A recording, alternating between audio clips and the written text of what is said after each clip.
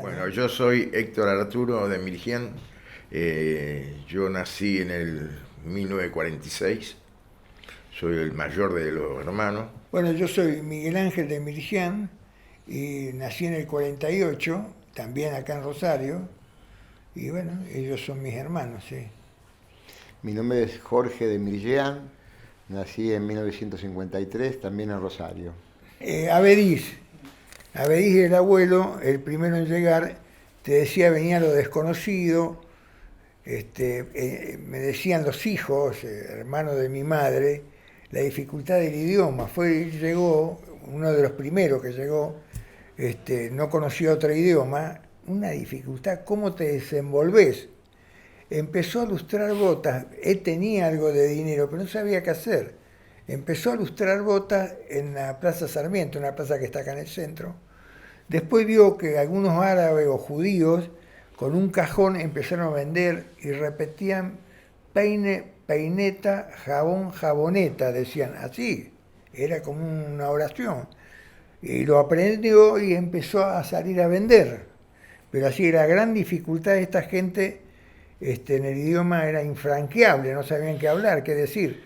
Bueno, él después empezó a vender y vendía en los pueblos, vecinos, un gran trabajador, hicieron mucho trabajando.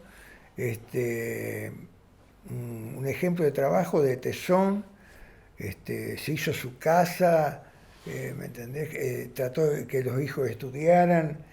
Bueno, después seguimos, yo hasta ahí, el Sí, abuelo. porque lo grave del idioma y la comunicación, por eso ilustraba zapatos, porque no tenés que explicar nada a quién le va a ilustrar el zapato.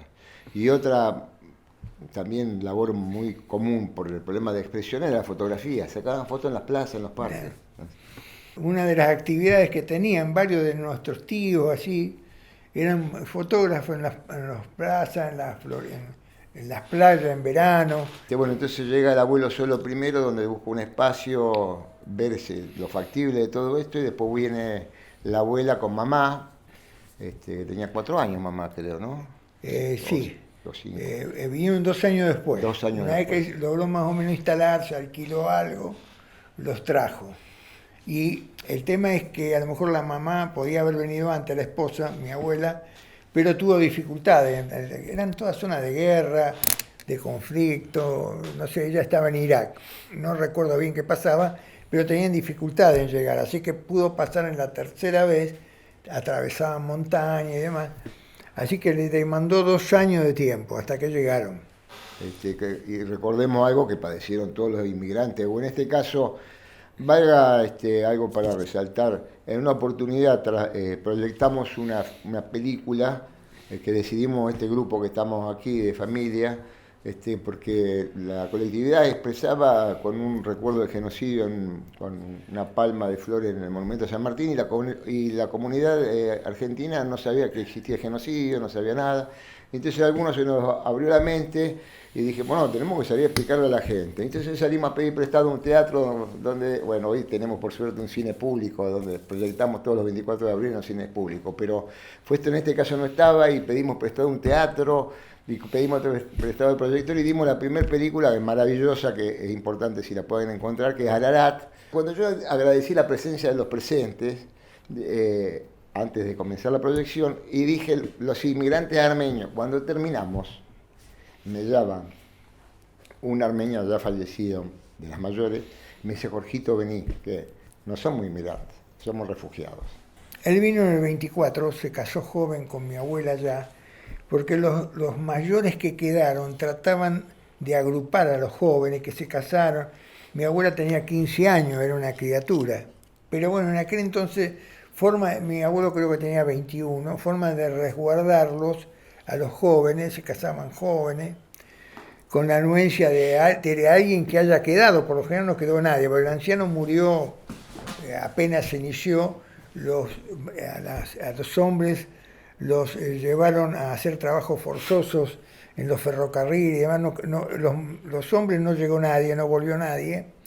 Y lo único que quedaron, que hicieron la caravana, eran mujeres y niños, ¿no? Así que bueno, todos estos niños de más o menos edades fueron los que fueron sobreviviendo. Mi abuelo eran de la zona de Diyarbakir, fueron de la zona más devastada. Tanto la de mi padre como la de mi madre, Yozgat era de mi padre, fueron zonas que dice que no quedó nada, pero devastaron, tiraron hasta las propiedades abajo, no sé si me entiendes. Ellos se hacían, una de las cosas que permitía el Estado o instaba al Estado a que se ocuparan las tierras, los bienes y demás. Mi abuelo viene, se instala, viene mi abuela, se instala. La otra historia es la de mi papá, que otra historia dura también. Mi papá, sobreviviente de genocidio, tenía 5 años, con hermanas y primos. Yo le decía, los que sobrevivían casi eran mujeres y niños. La hermana mayor de papá, que venía a acogerlos a todos, bueno, fueron a Siria. Sobrevivieron en Siria, trabajaron. A mi papá lo acoge una familia importante de árabes. Primero estaba tocado, choqueado, me decían las tías, las primas, lloraba, tenía 5 años. Los otros también eran chicos, pero no dejaba de llorar. Entonces una árabe la toma, una mujer árabe, y se la lleva a la casa, porque iban ya estaban llegando a... ¿dónde al desierto. fue? Al desierto. No, cuando llegan a Alepo. Cuando están llegando a Alepo, una señora árabe que tenía 2 o 3 hijos, lo toma y se déjalo, o sea, lo acoge y se queda viviendo con ella, mientras que el resto va en los campamentos de refugiados cercanos, están por ahí.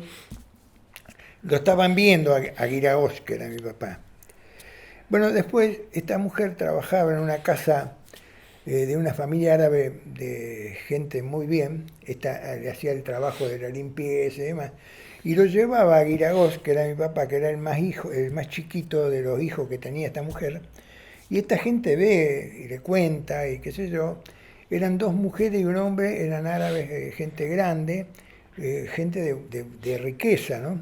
Entonces le decían, no me acuerdo si era Ana, esta mujer, Ana, dejala, vos que tenés 2 o 3 hijos, dejalo, lo criamos nosotros. O sea que a este Guiragos, que se mi papá, lo crió esta familia de árabes, muy buena gente, y lo mandaron a una escuela de curas salesianos, italianos, se educó ahí mi papá.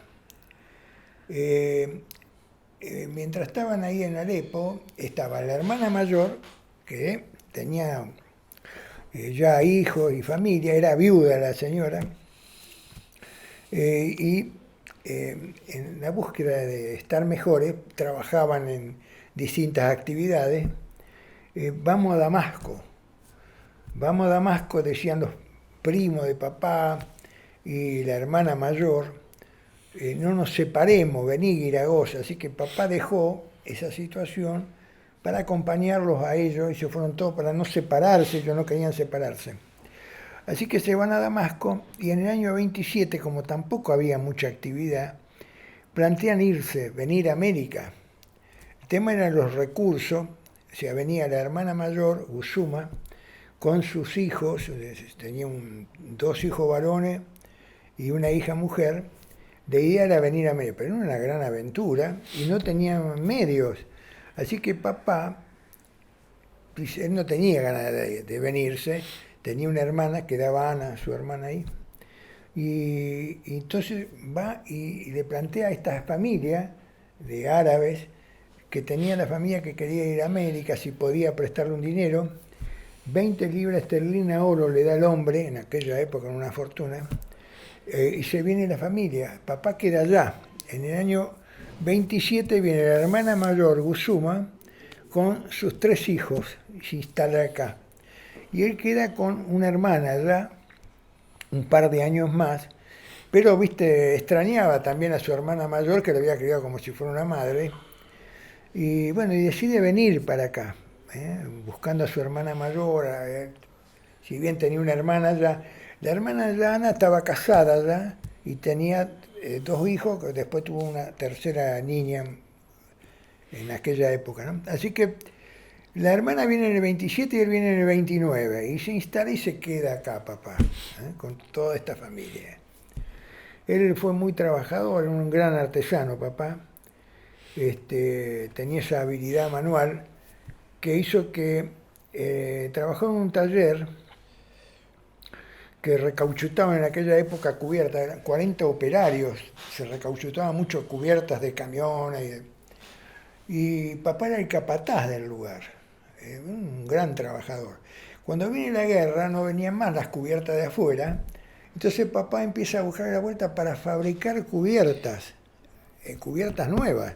Porque el caucho viene de Brasil, había materia prima. Claro. Entonces el segundo problema, ¿cuál era?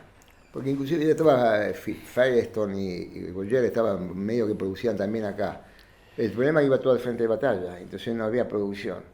Entonces papá dice, lo que contaba mi hermano, vamos a empezar a tratar de fabricarla. ¿Y cuál es el segundo problema? El acero, las cubiertas donde van en la llanta, tiene un alambre, una circunferencia de varios alambres de acero, y no había acero. ¿Qué hizo con el personal? Muchachos, saquemos las cubiertas que ya no sirven, recuperemos el acero de allí, y ahí empezó con el acero y el caucho virgen que venía de Brasil, las bandas, a hacer todo este proceso de inventar cubiertas.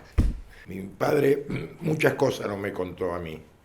Nunca tuve ese diálogo de lo que pasó. El único que recuerdo bien, que de noche mi padre decía mamá, mamá, Y estaba mamá a la madrugada. de madrugada. Y mi padre, lamentablemente, siempre decía de que la madre lo quería besar y él le tenía idea que estaba enferma, que no quería que la contagie, estaban en el desierto y se le muere la madre y ahí la agarran los hermanos, los primos y se la llevan. Él no se acuerda mucho, me contaba muy poco. Pues yo veía lo que más me acuerdo. Mi padre viene se llega a Buenos Aires, creo que en el 27, 29, sí, por ahí, y trabaja 29 y entra a trabajar y aprende el oficio de gomero frente a la cancha de San Lorenzo de Almagro, que es una gomería muy grande. Ahí aprende el oficio, sé que radica en Buenos Aires un tiempo. Después se viene a Rosario, sigue con ese oficio, trabaja con una gomería muy importante de acá en aquel tiempo y se le produce un problema de sociedad y mi padre se tiene que quedar con el socio, que era un contador, que lo había perjudicado al Vasco, como le decía mi viejo. Y un día va y le dice, che Vasco, hay un judío que está haciendo cubierta en Buenos Aires, no hay cubierta. Yo nací en el 46, habrá sido por ahí, en el 45, 44. Dice, está fabricando, préstame las matrices. Yo pongo, porque mi papá era capataz, dice, yo pongo el material, yo fabrico las cubiertas y vemos el resultado. No te haga problema, préstame las máquinas y lo hago de noche. Y mi padre de noche, solito él lo hacía para que nadie sepa cómo se hacía. Empezó a hacer y hizo las primeras 6 cubiertas, que eran me contaba siempre, 7, 50, 20. Eran los camiones internacionales que iban de Rosario a Santa Fe de una empresa de transporte de acá. Hicieron, no sé, me contó el montón de viajes, 10, 12 viajes, y le dijo, Miguel, mi padre era Guiragó, pero en castellano le decían Miguel, Miguelito, a producir. Un momentito, dijo, hagamos un contrato, porque vos, contador, ya tuviste problemas con tu socio, no quiero tener problemas, yo tampoco. Y bueno, hace el contrato y así mismo mi padre empieza a hacer plata y fabricaba, pero poca producción. Entonces, ¿qué tuvo que hacer? Enseñarle al personal, porque era capataz de un taller de recapado. Y viste, no sé, me contó él, pasado, no sé, un año y medio, dijo, Miguel, vení para acá. Se terminó la guerra, hay cubiertas, no hay más. Puso una gomería por medio de un familiar, de una prima, de los parientes que nos dieron una mano, y se puso el taller y ya trabajé del año 56 que mi padre pone el taller hasta el año 97 que fallece él, me quedé yo con la gomería y en el 90 largué la gomería. Ese era lo que yo conozco. Mi padre mucho no me contaba. Yo tuve un problema, nunca le quise preguntar porque lo notaba que por ahí le costaba. Más vale hablaba con ella cuando eran chiquitos y con mi hija, algunas cosas que conmigo no hablaba. Y una característica al menos de los armenios, ¿no? Que hasta han escrito libros sobre el silencio, no hablan. Lo que han visto no lo pueden narrar. Lo que han padecido, son los grandes violaciones. impactos, Y hoy ¿no? vemos las violaciones que recién, por suerte, se ha hecho público algunas cosas. Se imaginan las atrocidades que no las mujeres, los chicos que padecieron a manos de estos bárbaros. Dijo la circular del ejército, ahí empieza el genocidio. La circular del ejército turco, del gobierno turco, dice, aprovechando la circunstancia, lamento no tenerlo, yo hice un artículo donde escribí, si sabía te lo había escrito y lo leía. Porque está es oficial esto que estoy comentando. Aprovechando la circunstancia de la guerra, debemos terminar con esta raza espuria de los armenios, cueste lo que cueste. Cuando la comunidad se va organizando, están llegando, se van conociendo, bueno, se van congregando por zona. O zona oeste vivía Bediz, Cochabamba el 3700, venían las familias, tenía una casa amplia, la había construido, una casa importante, con un patio, un gran comedor, o sea, tenía mucho espacio. Entonces, bueno, se juntaban los domingos, domingo por medio, en la casa de él. En la zona sur, en la casa de, por ejemplo, Sibaslián, otro pariente, y en la zona norte también. O sea, por lo general se iban agrupando por las cercanías también. Y bueno, después arman finalmente sobre el año 50 un centro armenio acá en Rosario que compran la propiedad entre todos. Ya estaban desarrollados más comercialmente, que siempre ponderaban el país, la Argentina, que tendríamos que querer como nuestra patria, que siempre tenemos un recuerdo de una Armenia, pero el cobijo, la posibilidad de desarrollarte, decían, ¿no? Cuando se juntaban los paisanos, y yo era chico, escuchaban que decían que este país era un paraíso, que no había persecuciones, podías trabajar, que tenía las tierras hasta los climas, que yo era chico y no entendía. Sí, régimen de lluvia, te quiero decir, ponderaban todas estas cosas, y el respeto por el país, que no había acogido. Suelo comparar Armenia territorialmente, geográficamente similar a La Rioja, no sé, el lago que es muy similar, ¿no? No es casualidad, también tiene uvas, vides, ¿no? Una de las pocas producciones que tiene Armenia. Y realmente vinieron un paraíso, es lo que vieron muchos inmigrantes, ¿no? Encontrar todas estas maravillas que nos cobijó y bueno, estamos todos buscando un futuro común para todos los que nacimos en esta patria. Entonces, en casa de David se juntaban y papá se juntaban, iba a la zona sur, se juntaba con unos, estaba Usuma, la hermana mayor, con su hijo, estaban más que nada en la zona sur, y tenía otra prima en la zona norte y se juntaban en distintos lados. Papá era soltero, gran trabajador, algunas mujeres armenias lo pretenderían, pero él finalmente,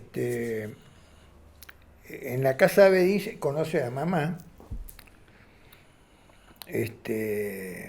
Papá empieza a inquietarse por la política.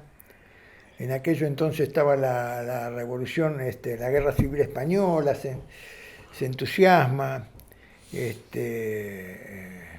Bueno, así que conoce a mi mamá por aquellos tiempos y se casan en el año 45, juntando todas estas familias que son numerosas. Mi papá era un hombre grande, mucho mayor que 13 años mayor que mi madre.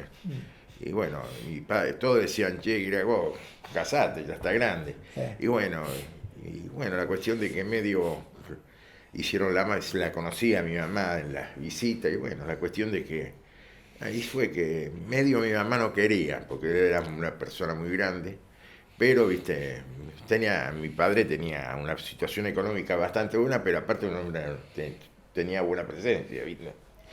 Y bueno, se casó y bueno, nací yo en el 46 y él nació en el 48. Al revés que el abuelo, el papá de mamá, que yo no lo conocí, falleció en el 51, yo nací en el 53, pero se murió con 3 tiendas en esa época. Recuerden que empezó ilustrando zapatos, que debe haber traído algo de dinero. Mi abuelo, hasta tiempo antes de fallecer, él seguía cargaban la bolsa al hombro y una gran valija, y él seguía recorriendo porque él tenía una clientela importante en los barrios obreros. Por ejemplo, recuerdo la de Pérez, que era el barrio obrero ferroviario. Una localidad y aledaña, ¿no? Sí, distintas localidades donde ella tenía sus clientes, entonces le hacían el pedido, traer sábana, siguió hasta muchos años.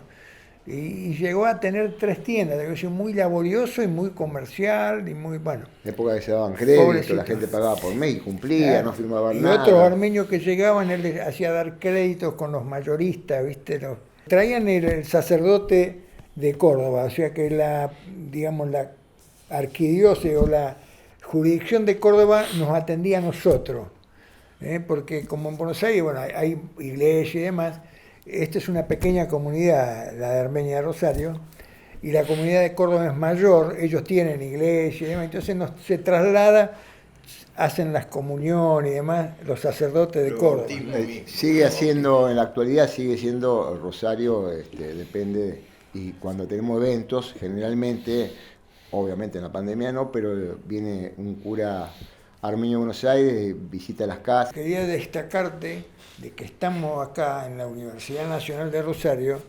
Este aula es de la Cátedra Armenia. Acá hay una cátedra que habla de Armenia, hay un centro de estudio que la llevan nuestros hijos, nuestros sobrinos, que este es el legado, que a lo mejor nosotros no lo pudimos hacer. Pero inclusive lograron un espacio en el Museo de la Memoria, que es muy importante, y hoy están llevando adelante algo que realmente nos enorgullece, que es llevar a las escuelas públicas el tema nuestro. Nosotros en realidad somos la segunda generación, de aquellos del genocidio somos la segunda, y nuestros hijos la tercera. Hay un tema, cuando nosotros fuimos creciendo, leí 20 libros del Holocausto judío o 20 películas del Holocausto, y a lo mejor no veíamos películas porque no se habían producido, o tantos libros, se habían producido algunos libros del caso Armenia, pero no tantos. O sea que hubo como una explosión en los últimos años, donde bueno, se empezó a visualizar en el mundo el tema armenio, y nuestra tercera generación posible es la que ha hecho visualizar este tema, y hay reconocimiento de genocidio y demás. Así que el legado, en este caso, de todos los que trabajan en este tema, pero de nuestros hijos acá, de nuestros sobrinos que están trabajando en algo que nosotros a lo mejor lo verbalizamos, pero esto lo han institucionalizado al tema, para que se conozca más que nada hacia afuera. Nosotros ya conocemos el problema de los armenios y la historia de los armenios. Es importante que lo conozcan los otros, los que no son armenios, ¿no? Mi mamá falleció hace 3 años, siendo la última sobreviviente de genocidio. Entonces nosotros sacamos los restos de papá de nuestro cementerio, los cremamos y aprovechamos y hicimos la cremación de ambos restos. Y bueno, nuestras sobrinas viajaron a Armenia, y en el Museo de la Memoria, que está donde se encuentra el bosque de la memoria en Ereván, los viejos fueron a descansar allá. Y hoy tienen un pino sembrado con una placa que pusieron mis sobrinas allá en Ereván, así que volvieron a sus pagos. Así terminó la historia de los Mihriyan y de los Sarkisian por el lado nuestro. Hala Al-Assaf, de Siria, venido de aquí, de Argentina, en 2015, y con mi familia, somos 5 personas, con la guerra. Tengo mi tío aquí, me invita, aquí podemos llegar. Me llamo Mari Hala, tengo 23 años, también soy de Siria, ella es mi mamá. Vinimos a Argentina en 2015. Como contó mi mamá, el tío de ella nos mandó una visa para que podamos venir, porque como sirios no podemos entrar. Hice el último año de mi secundaria acá, y después ingresé a la facultad, estudio medicina. Este año sería mi último año de cursada. Nosotros vinimos en 2015, vivimos antes en Siria, en una ciudad llamada Hama. Somos 5 personas, como dijo mi mamá, 3 hermanos, mi mamá y mi papá. Mi papá trabajaba en bromatología. Mi mamá tenía un local de ropa y también es profesora de inglés. Y tengo mis dos hermanos, que mi hermanito en ese momento tenía 11 años y estaba en la primaria, y mi otro hermano en la secundaria. Uno se llama Rami y el otro Loay. Bueno, yo también estaba en la secundaria, estaba en mi 4.º año, por eso cuando llegué hice mi último año acá.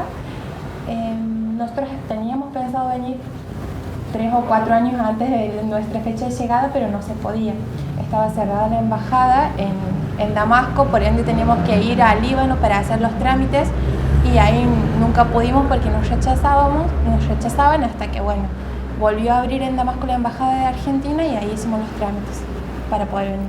La guerra ya empezó en 2011 y, bueno, como cualquier otra persona estábamos pensando en alguna solución para poder salir o poder ver, digamos, cómo vivir tranquilos, sin tener miedo a morir en cualquier momento, y también para poder tener una mejor calidad de vida, en el sentido de poder llegar a fin de mes, básicamente, porque los sueldos estaban muy bajos por toda la inflación. Y bueno,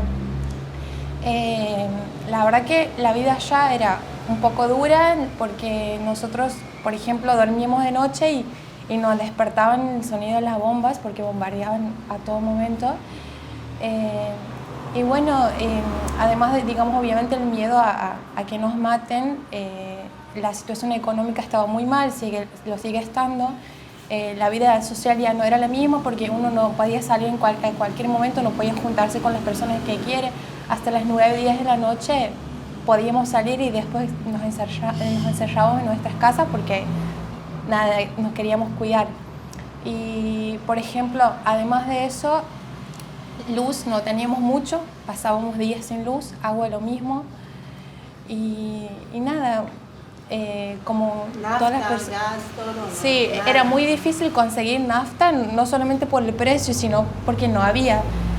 Lo mismo pan, o sea, realmente pan no se podía conseguir. O sea, nosotros teníamos, por ejemplo, cierta cantidad de unidades para cada familia y nos teníamos que arreglar con eso para toda la semana. Y hasta ahora la misma, hasta este momento la misma en Siria. La misma la gente, no conseguía nada, de luz cada 6 horas, no hay, llega en media hora no más. Y el agua, el mismo problema, el gas, nafta, todo, lo mismo. Y muy difícil para vivir así. Y toda la gente piensa para salir, para los chicos, para el futuro, para vivir. La primera cosa para vivir, después la cosa. Y sí, así nosotros pensamos mucho. La verdad que y después. mucha Claro. suerte tuvimos, o sea, no cualquier persona tiene esa oportunidad de poder salir, de poder emigrar, de poder buscar una mejor vida, y nos sentimos privilegiados por eso. 5 hermanas y 2 hermanos. Mi mamá estaba también. Falleció hace poco, hace sí. 2 meses. Y la tía de ella, la abuela, toda la Mis tías, mis abuelas paternas también, todos. Algunos han podido salir, tengo algunas tías bueno, tengo una tía en Suecia, otros están en Canadá, pero la mayor parte de mi familia quedó allá. Sí. Y la familia de mi mamá también. Bien, sí, existe el programa en Siria, pero en el momento que nosotros quisimos venir todavía no estaba. O sea, funcionaba por tiempos, un año sí, otro año no, y así. Entonces nosotros lo que hicimos era venir como turistas, por eso hemos necesitado la visa que mandó el tío de mi mamá. Cuando llegamos, presentamos unos papeles diciendo que queremos quedarnos, y nos aceptaron, no tuvimos ningún problema. Hoy en día tenemos todos el documento permanente y estamos en trámite para hacer la nacionalidad argentina. Es muy difícil la primera. Sí, Dios sabe. No entiendo nada, nosotros todos no entiendo nada, es muy difícil. Y bueno, después, un ratito, la chica, 2 meses, 3 meses, está perfecto, que no, así, ella sabe, está en la escuela de la señora. Y bueno, nosotros no, todavía más o menos hace bien. Bueno, pero yo, aquí un problema que no hay la escuela para aprender el idioma. Tiene que aprender con la gente, con la calle, no hay. Bueno, es difícil para nosotros con el trabajo, el tiempo ocupado siempre para trabajar, para aprender el idioma es difícil. Y bueno, pero gracias a Dios, ya entiendo más o menos. Con el tema del idioma, la verdad que al principio costó bastante porque no sabíamos nada, o sea, ni siquiera decir hola. Llegamos y bueno, o sea, quisimos empezar el colegio, si bien nosotros llegamos fin de año, pero quisimos ir al colegio para poder, digamos, un poco conocer gente nueva y aprender. Entonces, intentamos, la verdad, en varias escuelas y hay una señora llamada Lilian Josami, que es la rectora del colegio donde fui, que la verdad que nos recibió con todo el amor del mundo y ha sido la persona que más, digamos, nos ayudó a insertarnos en ese sentido, porque nada, le preguntábamos a ella, por ejemplo, nos ayudaba porque ella también sabe un poco de árabe, y después hablando con nuestros compañeros en inglés, digamos el primer tiempo, unos cuantos meses, y de ahí fuimos aprendiendo. Por ejemplo, a mí y a mis hermanos, como somos chicos, nos llevó aproximadamente entre 6 meses y un año aprender y empezar a hablar bien. A mis papás les sigue costando un poco porque, bueno, es más que nada por la edad y porque ellos no tienen, digamos, esa salida, esa vida social que nosotros tenemos, están mucho tiempo trabajando y les cuesta un poco más aprender el idioma. Nosotros, o sea, no pudimos viajar desde Siria en avión porque los aeropuertos estaban cerrados en su momento, algunos siguen cerrados hoy en día, entonces tuvimos que viajar a Líbano en auto, de Líbano toman avión y bueno, salimos del aeropuerto de Líbano al aeropuerto de Qatar, teníamos una escala ahí, y de Qatar a Brasil, a Sao Paulo, y de Sao Paulo a Argentina. Llegamos a Buenos Aires, nos estaban esperando los parientes de mi mamá tiene una hermana también acá, entonces estuvimos ahí un día, 2 días, y después nos vinimos a Santiago del Estero, donde vivimos actualmente. Primero, bueno, porque no hay idioma, no puedes trabajar cualquier cosa, la única, la comida. Nosotros como aquí la gente le gusta la comida árabe. Aparte sos muy buena cocinera, así que empezaba a hacer comida. Aquí la gente le gusta. Hacemos un kiosco chiquito, después un poquito más grande. Y así con el tiempo todo sale mejor. Bueno, con mucho trabajo, seguro también. La chica está bien también, ayúdame mucho. Y aparte su estudia. Y tengo ahora, el hermano de ella también estudia medicina, el mismo año también. El más chico ahora está al quinto, todos están, estudia, gracias a Dios, estudia bien también. Trabajamos, tenemos el bar de aquí en la esquina.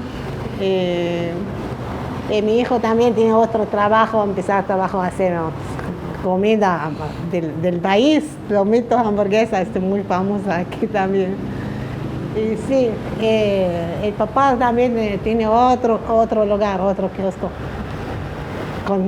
Con tiempo nosotros todos separados por trabajo, porque es muy difícil para vivir sin trabajar. Nosotros, como contó mi mamá, empezamos de a poquito, empezamos haciendo comida árabe en la casa primero, porque no teníamos ni siquiera un local para vender. Unos cuantos meses, yo le ayudaba a mi mamá a cocinar, vendíamos. Y después abrimos el local, bueno, era una despensa porque con la comida árabe no era suficiente en el sentido que nosotros éramos todavía nuevos, nadie nos conocía y no se vendía mucho. Y después no, gracias a Dios y por suerte nos iba yendo mejor cada vez y la comida de mi mamá se ha hecho bastante famosa en Santiago, así que bueno, y mi otro hermano ahora ha abierto un bar también hace poco. Porque le gusta mucho, además de medicina, lo que es el comercio, lo que es, digamos, emprender y así. Estamos estudiando, ayudando un poco, trabajando, de todo un poco. En realidad siempre nos pasa que la gente nos pregunta, por ejemplo, a mí particularmente porque mis compañeros de la universidad, de la escuela, que el por qué no uso esa cosa, me dicen, porque ellos no saben cómo se llama el hijab para tapar mi pelo. Y yo siempre les explico que eso es un costumbre de los musulmanes. Yo, por ser cristiana, nunca lo usé ni allá ni acá. Entonces, bueno, eso siempre como que me preguntan. Con respecto a la religión, nosotros somos cristianos ortodoxos y bueno, por suerte tenemos acá la iglesia, así que podemos ir cuando queramos. Nosotros sí participamos en las reuniones de la sociedad, más que nada yo soy la que más va o más participo porque mis papás no pueden por trabajo, pero sí nos gusta bastante porque además uno se encuentra con personas que, como dicen, tenemos la misma sangre. Para mí, no, siempre todo. El primer día tengo vecina muy bueno y la gente, bueno, atender con nosotros muy bien. Y ayudamos mucho también con muchas cosas. Y con la comida le gusta, شجعونا شوية. Es como que le incentivaron. Sí. Sí. No, nunca tenemos problemas lo que son de Siria, no, nunca. Siempre todo atender con nosotros muy bien la gente. Muy bien, ayudamos mucho, están muy buenos, muy cariño, todo de aquí. Para mí. ¿Y vos? Totalmente, como dijo mi mamá, la verdad que nos recibieron bastante bien. Nunca tuve ninguna situación en la cual me sienta mal por ser, digamos, de otra nacionalidad, nunca me sentí discriminada. Todo lo contrario, mucha gente incluso me ayudó para que aprenda mejor el idioma, más rápido. Nada, algunas veces me decían sentir especial incluso por ser de otro lugar, pero nunca me sentí mal por eso. Todos los chicos, todos están y crece algún momento porque dejar el país, dejar la casa, todo pasa mucho tiempo, está difícil para nosotros. Está primero, encima el idioma, encima para vivir, está algún momento está muy difícil. Esto llora, algún momento quiero volver, y sí, yo también. Bueno, pero con el tiempo pasa todo. Bueno, con respecto a las costumbres, es muy diferente lo que es allá y lo que es acá, digamos, la comida, las salidas, las juntadas, horarios para ir y volver, las relaciones incluso de pareja, de amigos. La verdad que nos ha sido un poco difícil acostumbrarnos, más que nada, por ejemplo, con mi papá, que mi papá tiene bastante mentalidad de allá, el tema de horarios. Mis amigos salían a las 11 y yo a las 11 allá tenía que estar en mi casa o a las 10. Entonces, bueno, fuimos de a poco acostumbrándonos. Lo que todavía hoy en día reservamos, el tema de la comida, seguimos comiendo lo mismo que allá. ¿Y qué más? Pero no, nos fuimos acostumbrándonos de a poquito. Obviamente uno siempre guarda cosas de su cultura, o sea, forma de pensar, forma de vivir, de cómo hacer las cosas. Entonces yo hoy en día siento que tengo una mezcla. O sea, no soy 100% argentina, pero tampoco 100% siria. Un poco de todo. Bueno, aunque no lo crea, hay mucha gente que no me cree en eso, pero allá sí tomábamos mate. El mate es muy famoso allá. Incluso el otro día vi en un documental que el 70% de las exportaciones de mate de Argentina va directamente a Siria. Entonces, es como un shock para la gente acá, no me cree. Pero sí, soy de tomar mucho mate. Mi mamá no mucho, pero yo sí, mis hermanos también. Y el asado, bueno, es como, ahora somos argentinos que hacen asado todos los domingos. En ese sentido también, la verdad que nos gusta bastante. La cultura argentina es muy linda en general. Es muy linda y tiene mucho que ver también, o sea, comparte con allá eso de juntarse mucho con la familia todos los domingos. Eso es lindo.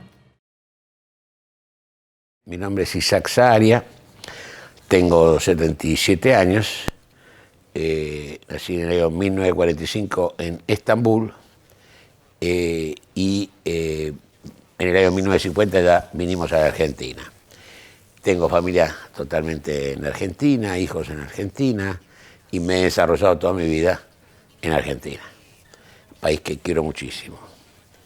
En el año 45 que nací, era cuando terminaba la Segunda Guerra Mundial. Tengo una hermana que nació cuando empezó la Primera Guerra Mundial, en el año 39, y todos estuvimos en Estambul y gracias a Dios en esa época no hubo problema con el nazismo en Turquía, no hubo persecuciones de judíos, soy judío, ni tampoco hubo ningún tipo de molestia hacia nuestra religión. Turquía era un país neutral en esa época, como lo era la Argentina, y le declaró la guerra a Alemania al final de cuando terminó la guerra. Nosotros vinimos en el año 50, un viaje largo, como se en esas épocas, salimos de Estambul vía Génova, en barco, toda mi familia, era mi padre, mi madre, mi hermana y yo, sumado a un tío pequeño, era un chico mediano, el más chico de la familia de mis abuelos, y a mi abuelo y abuela materna. O sea, todos nos veníamos juntos, toda la familia unida. En esa época me acuerdo que la preparación era densa, baúles y cómo llevar las cosas en un viaje tan largo, qué recuerdos dejar, qué recuerdos traer, cómo traer algo de dinero escondido. Me acuerdo que mamá yo la vi un día cosiendo algo de dinero abajo de las cortinas o algunos manteles que le hacían un doble fondo para traer algo de plata y demás. Realmente no sé qué plata traeríamos, porque no creo que trajeran liras turcas, pero bueno, no sé qué harían en esa época. Yo era muy chico. Llegamos a Génova, y donde nos teníamos que quedar varios días para recién poder tomar el otro barco que viajase a la Argentina, a Sudamérica. En realidad, en Turquía, cuando se hablaba que uno se iba a ir, te decían, ¿dónde vas? Y uno decía, a las Américas, a América, no se especificaba si era Argentina, Brasil, Uruguay, Paraguay o Estados Unidos o dónde. Entonces te decían, ¿dónde vas? A la Argentina, a Sudamérica, a la América. Entonces, con eso de las Américas, bueno, nos embarcamos y desde Génova, después de esperar varios días, tomamos el barco Andrea C., que llegó aquí al puerto de Buenos Aires después de 15 o 20 días de travesía. La travesía la recuerdo con juegos, con momentos alegres, momentos de tensión, momentos de comodidad y otros que no. Veníamos en tercer clase, totalmente abajo del barco, como eran todos los inmigrantes de esa época, y con un cierto temor, temor a lo desconocido, temor a sentirse fuera de un país, del idioma, de las costumbres, de las tradiciones. Pero bueno, llegamos aquí, me acuerdo que nos hicieron los documentos ahí en el puerto, y nos fuimos a vivir a Caballito, a un departamento que papá había mandado a comprar en el barrio de Caballito, donde vivimos muchos años. Todos recuerdos muy lindos de mi niñez. Mi familia siempre fue una familia medianamente clase media, y nunca nos faltó, no pasamos hambre, no pasamos tristeza, no pasamos enfermedades, no pasamos nada particular, así que realmente tengo lindos recuerdos de mi niñez. Y además siempre queda la sensación y el placer de volver a la tierra donde uno nació, a la cual suelo visitar a menudo, y he ido con muchos amigos también a Estambul y a Turquía, porque es muy lindo como ciudad y además me siento muy cómodo visitando Estambul. Bueno, cuando nosotros vinimos, mi padre empezó a buscar qué actividad ejercer.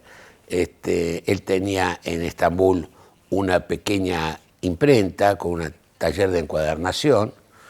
Trató de hacer lo mismo acá, de desarrollar el mismo oficio, y comenzó con una pequeña imprenta que se vendía en Pompeya, en el barrio de Pompeya, en la calle Almafuerte.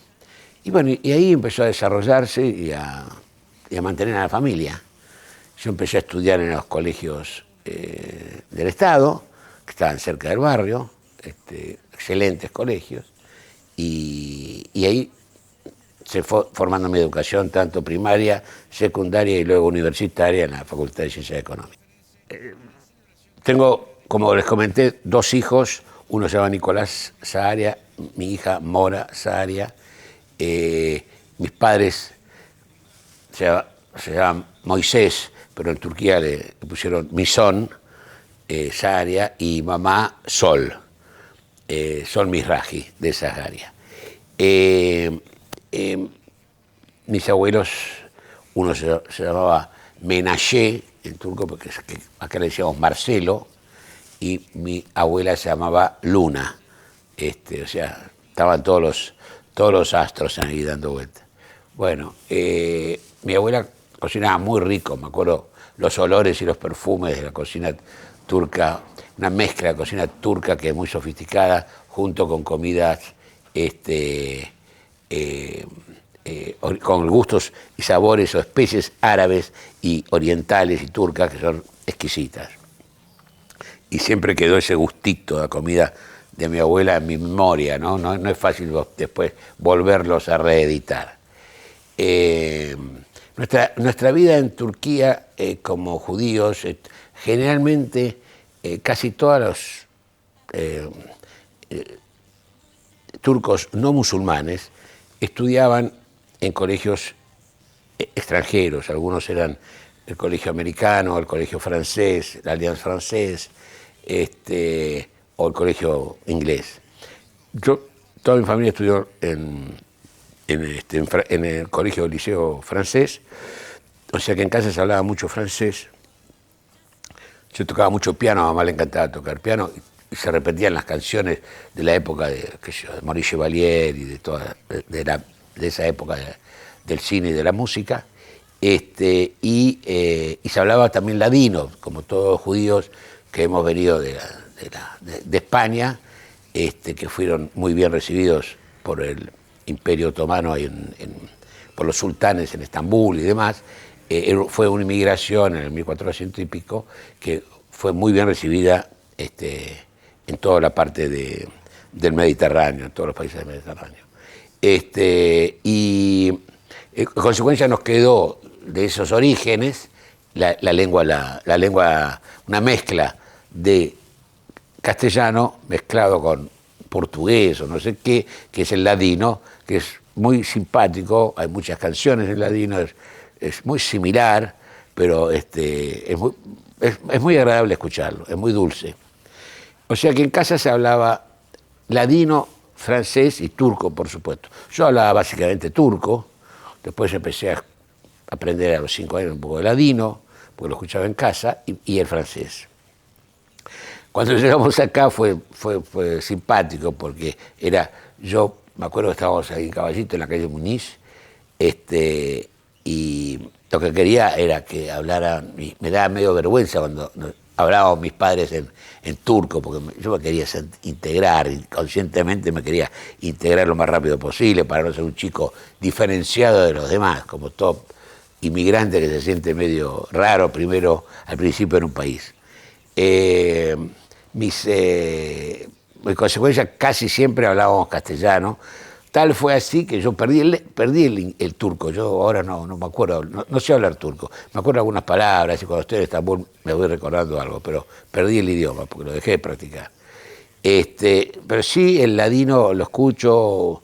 Acá hay una colectividad que es sefaradí que habla bastante ladino, hace reuniones con canciones ladinas y demás, y a veces lo escucho, me mandan información o compro algún video. Recuerdo que mi padre me contaba que para venir a Argentina había un requisito que alguien te tenía que invitar o alguien te tenía que auspiciar, digamos, como garantizar quién eras y demás.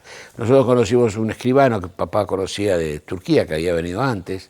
También había venido a la Argentina una tía mía que vino de chiquita, tendría 16, 17 años, y vino con una señora mayor a casarse con un señor que conocían de Estambul, pero que ellos no se conocían, pero sí conocían, las familias se conocían, y en consecuencia la mandaron a una tía mía en manos de una señora mayor que me hiciera todo ese viaje con 16, 17 años para casarse con una persona que no conocía.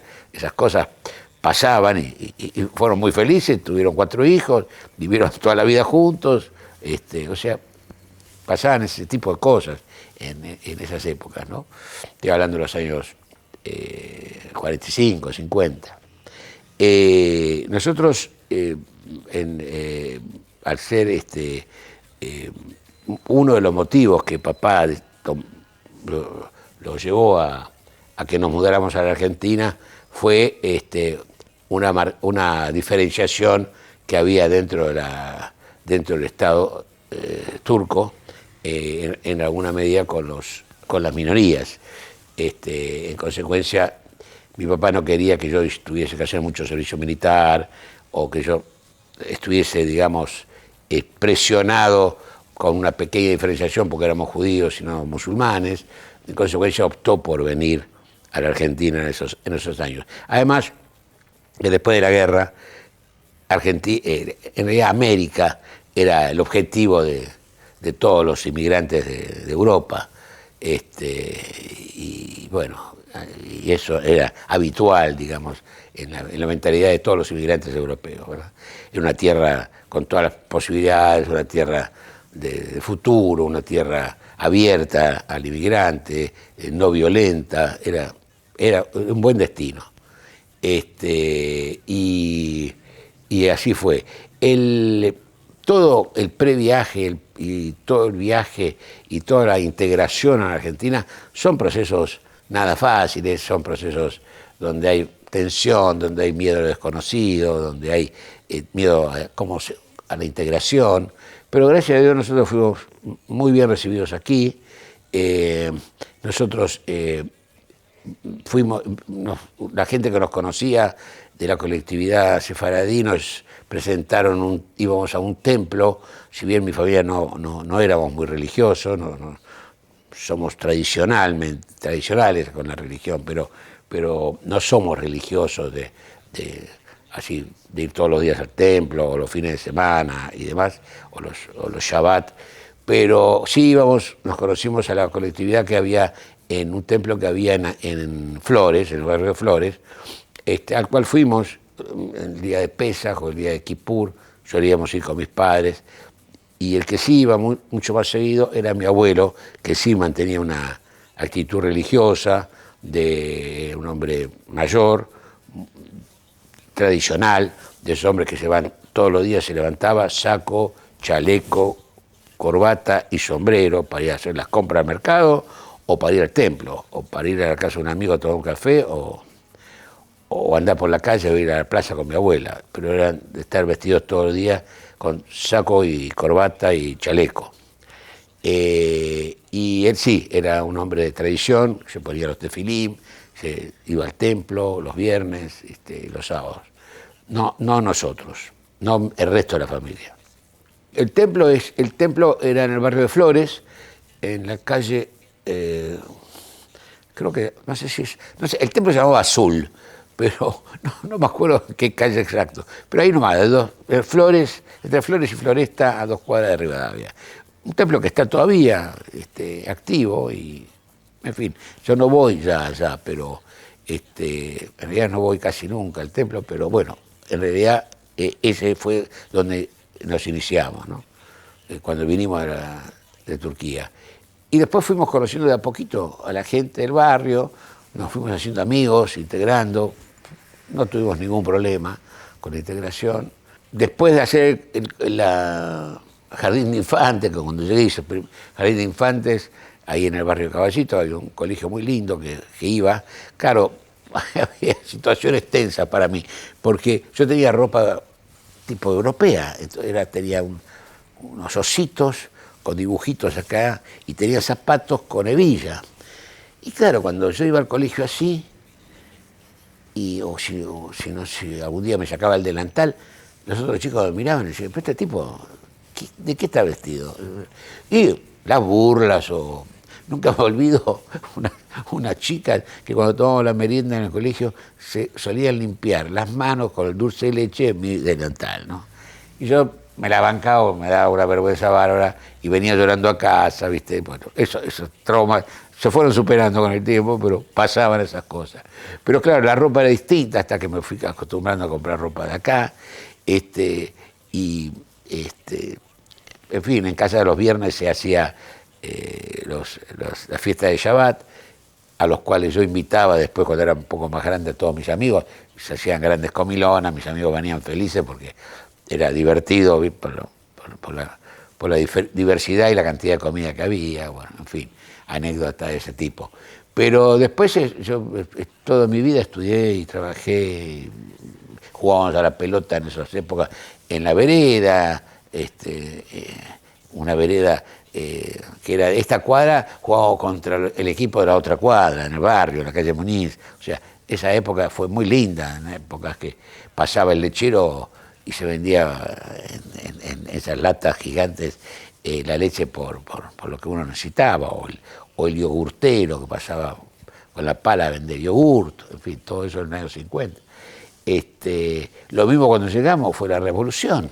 Empezamos en el 50, cuando hubo un lío con la época de Perón y demás, una de las tantas revoluciones, veíamos pasar, tuvimos época de pasar los rojos, los colorados y los blancos, que se yo, por casa de los ejércitos, o cuando estuvo la revolución cuando era Rojas y, ¿qué fue? En el año, creo que 50 y algo, 50 y algo. Se veía de la terraza de casa los aviones bombardeando Plaza de Mayo, bueno, todas esas cosas que uno no lo veía, lo veía con preocupación, pero no con miedo.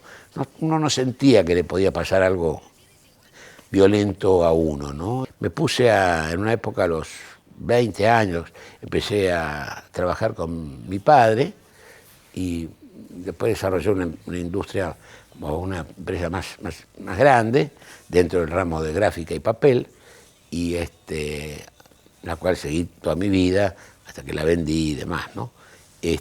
Pero me fue muy bien siempre en ese sentido, y pues, hice una carrera muy agradable, muy cómoda, muy exitosa en ese sentido. Yo estudiaba en el colegio del Estado, la primaria y la secundaria, en el Vieites estudié la secundaria, el proyecto de Vieites, y también me gustaba mucho cantar y bailar. Entonces estudiaba en un colegio que estaba en el barrio de Villa Crespo, que se llama Bialik, que es un colegio hebreo.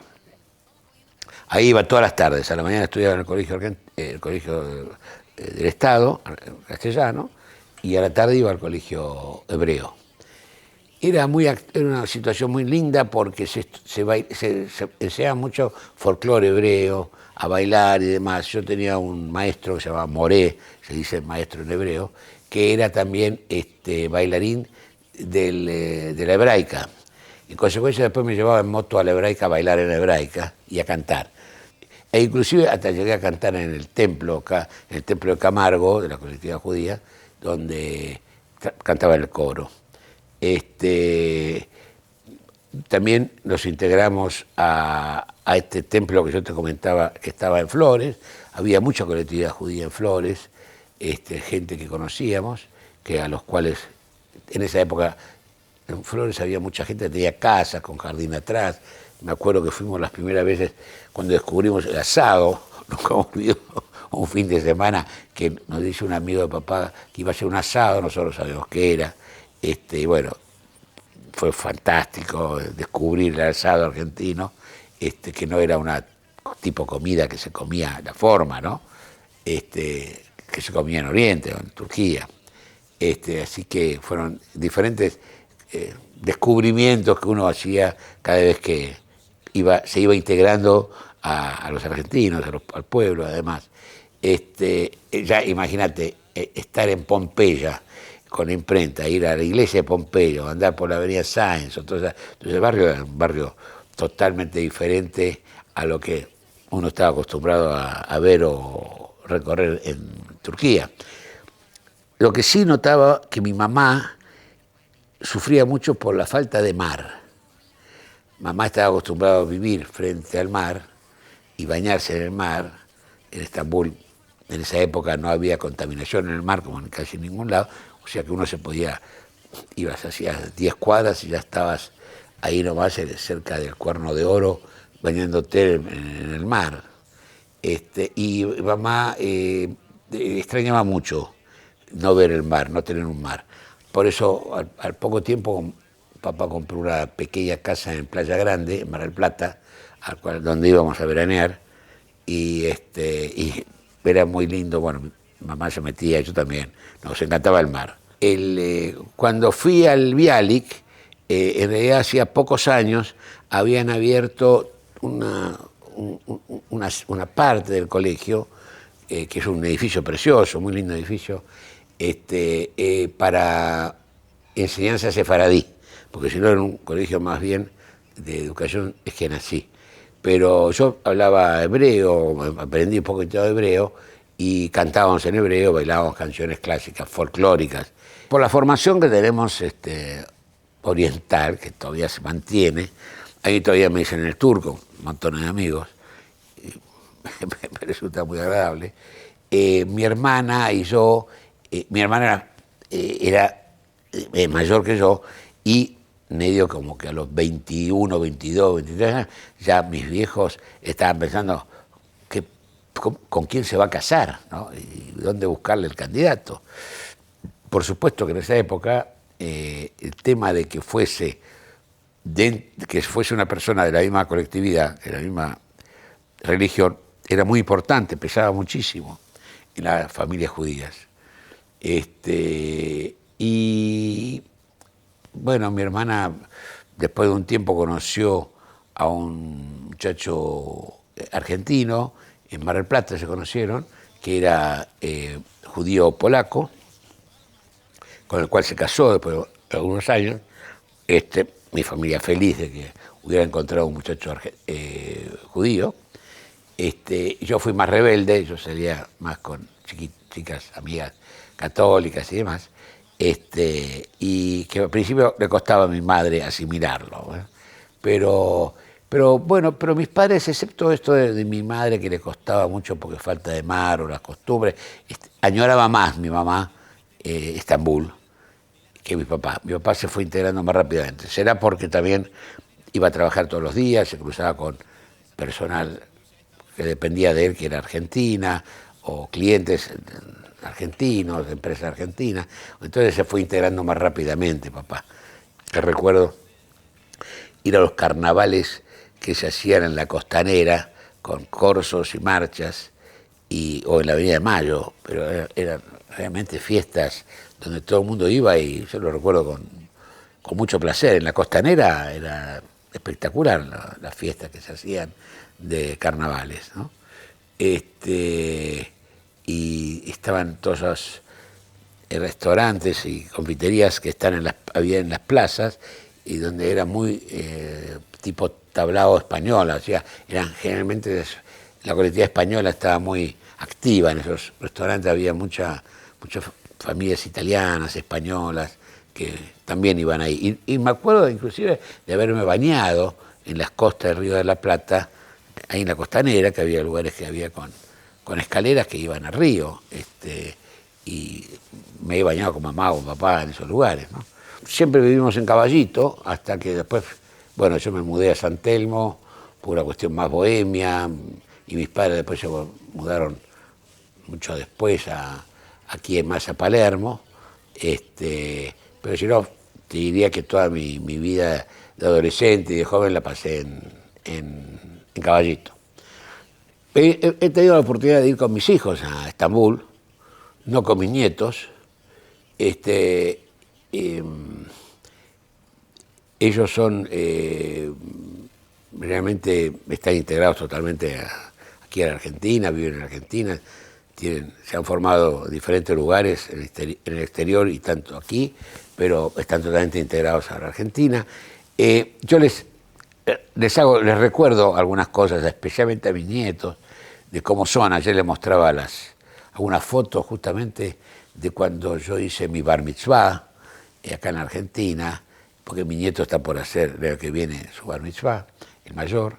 Ellos, mis hijos, respetan y se sienten orgullosos de muchas tradiciones nuestras, y participan naturalmente, no tienen una tradición formada o de continuidad, pero sí participan activamente.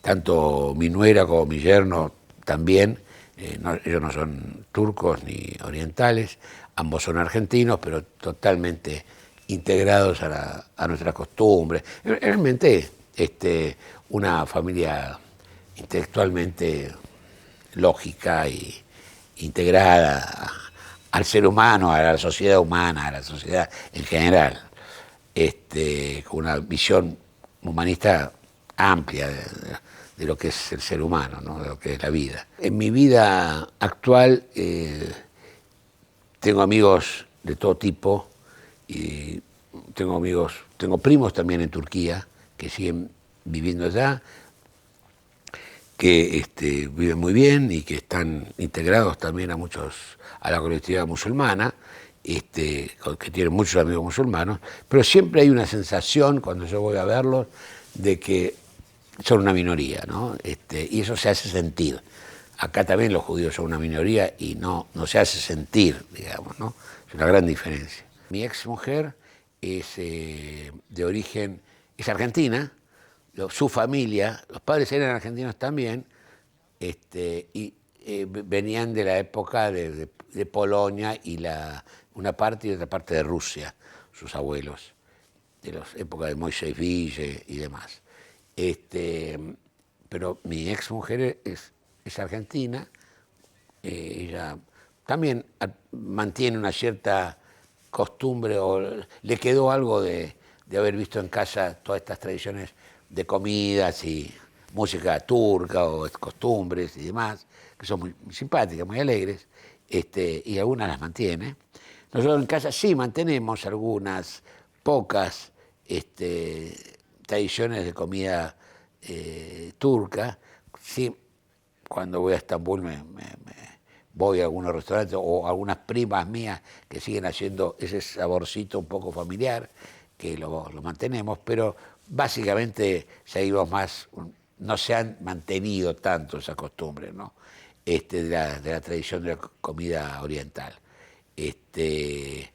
Pero sí, los lindos recuerdos, sí me gusta escuchar música turca o música árabe o música turca, me encanta. Me gusta, conozco algunos artistas plásticos turcos o fotógrafos turcos muy interesantes. En una época papá era bastante integrado con la gente del consulado de la embajada turca, a la cual íbamos los días de la independencia a festejar la independencia de Turquía. Yo después dejé de ir, pero mi padre sí iba regularmente, era amigo del embajador, de los diferentes embajadores que hubo. Y yo diría que, digamos, tengo un lindo recuerdo y tengo una linda sensación de haber nacido en Turquía y de los lindos recuerdos de la ciudad de Estambul. Pero en realidad, a esta altura, me siento mucho más argentino que turco. Esa es la realidad. Mi vida, mi familia, mi vida, mis amigos, mi actividad, mi profesión, todo lo he desarrollado en la Argentina y me siento muy contento y feliz de vivir en este país. Así que básicamente son lindos recuerdos y digamos, tener la suerte de que no fue una decisión de venir por persecuciones tremendas de hambre o de muerte o en esas épocas tan duras de la humanidad, de la Segunda Guerra Mundial, sino que vinimos con una cierta comodidad, muy humildemente, con muchos miedos, con muy poco dinero, con muy pocas posibilidades de saber qué podía pasar, pero nos desarrollamos todos muy bien, nos integramos todos muy bien y bueno, y aquí estamos viviendo acá en el barrio Retiro, frente a Plaza San Martín.